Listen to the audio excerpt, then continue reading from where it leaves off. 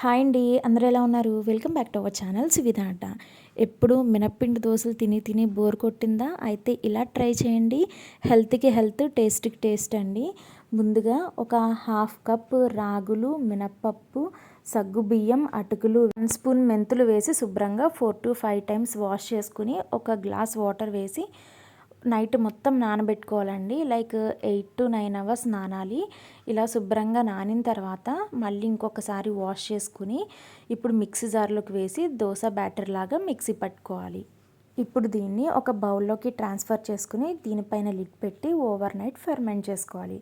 ఇలా బాగా పొంగుతుందండి. ఇప్పుడు దీన్ని కొద్దిగా బాగా మిక్స్ చేసుకుని మీకు టేస్ట్కి తగినంత సాల్ట్ని యాడ్ చేసుకోవాలి.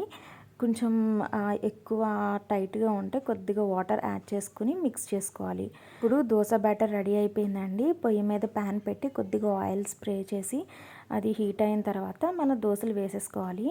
ఒకవేళ మీకు దోశలు కానీ రాకపోతే రాగి పిండి ఉంటుంది కదండి, ఇంట్లో అవైలబుల్గా ఉంటే అది కొద్దిగా వేసుకుంటే సరిపోతుంది. వేడి వేడి దోశలు రెడీ అయిపోయినాయండి. టేస్ట్ అయితే చాలా బాగుంటుంది.